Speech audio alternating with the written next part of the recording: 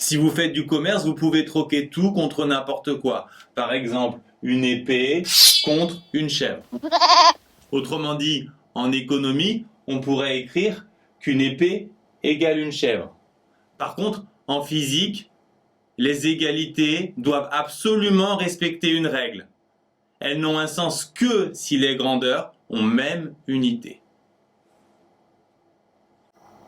Par exemple, en physique, la formule que vous connaissez bien V égale D sur T est possible parce que V est en mètres par seconde, D est en mètres et T en secondes. On a bien des deux côtés des mètres par seconde. De même, si vous calculez la surface d'un rectangle, la surface c'est la longueur fois la largeur. Vous avez bien la surface en mètres carrés, longueur et largeur en mètres. On a bien des deux côtés des mètres carrés. Cette méthode qui consiste à analyser les unités d'une formule s'appelle l'analyse dimensionnelle. Elle permet de savoir si une formule est possible ou non. Mettons que vous ne vous souveniez plus de la formule du volume d'une sphère. Vous pensez que c'est 4pi r au carré.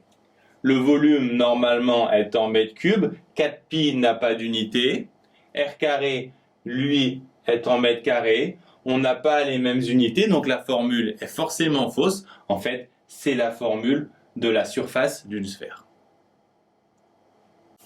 Autre exemple un peu plus subtil, vous étudiez une diffraction, un rayon de longueur lambda traverse une fente et il se diffracte. Vous savez que la longueur d'onde s'obtient à partir de A, D, 2 et L, mais vous ne savez plus dans quel ordre. L'analyse dimensionnelle va vous permettre de déterminer quelles sont les formules possibles.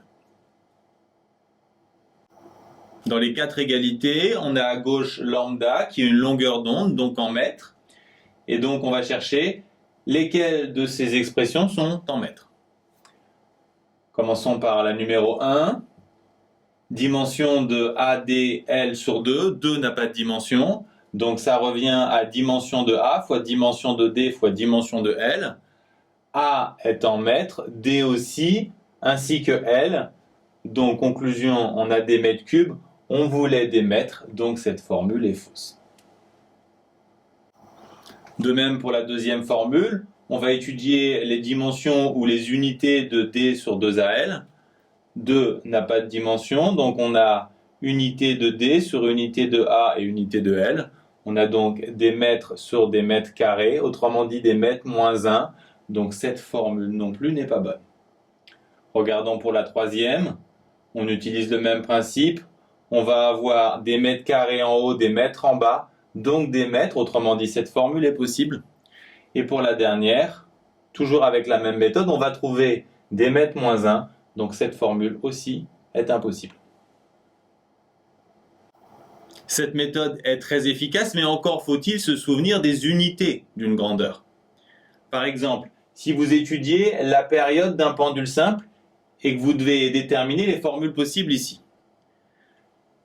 Les unités de t, pas de problème, puisque t est un temps, c'est en secondes. L'unité de L, la longueur, pas de problème, c'est en mètres.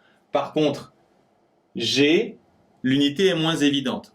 Dans ce cas-là, il faut vous appuyer sur une formule qui contient G. Par exemple, dans la chute libre, vous avez appris que A égale G. D'après cette égalité, ça signifie que les unités de G sont égales aux unités de A.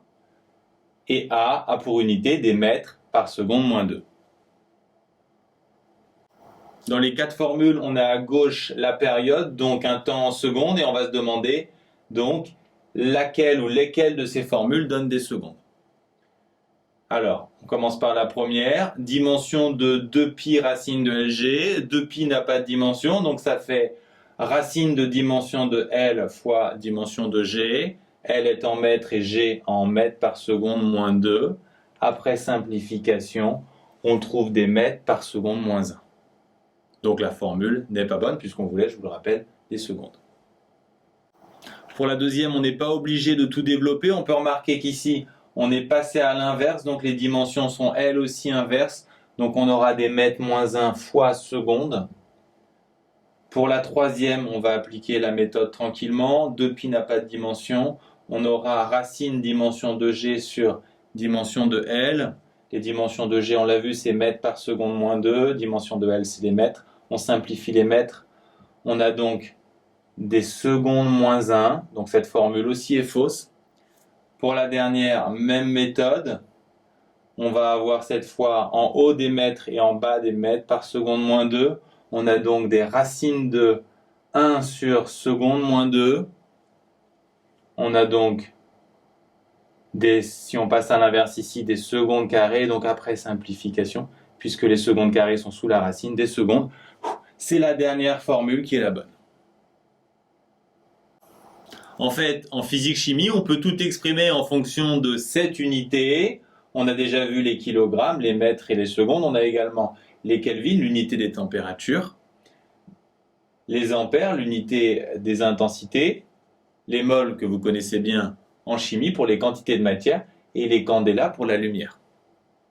Il se trouve qu'en mécanique, on peut tout écrire uniquement en fonction de 3 unités, les kilogrammes, les mètres et les secondes. Mais comment faire pour écrire des newtons avec des kilogrammes, des mètres et des secondes? Tout d'abord, il faut se souvenir que les newtons sont les unités des forces. Ensuite, il faut penser à une formule qui est vue en cours d'année de terminale, somme des forces égale MA, ce qui signifie que les unités des forces sont les mêmes que les unités des masses fois les unités de l'accélération. Autrement dit, on peut traduire les newtons en kilogrammes fois mètres par seconde moins 2. On peut se poser la même question avec les joules, les unités des énergies. Ici, l'astuce consiste à penser que parmi les énergies, on a le travail et on a une formule très simple pour le travail. Le travail, c'est une force fois une longueur. Donc, on reprend le résultat précédent et on multiplie par une longueur. On a la traduction dans les 3 unités élémentaires des joules. Pour finir, on va se poser la même question pour les watts, les unités des puissances. Vous devez savoir que des puissances sont des énergies divisées par des durées. Donc on applique cette formule. L'unité des énergies, c'est les joules, dont on a la traduction ici. Donc on obtient cette traduction des watts dans les 3 unités élémentaires de la mécanique. Bien sûr, vous ne mémorisez pas ces résultats, vous apprenez à utiliser vos formules de mécanique pour traduire vos unités dans les unités élémentaires.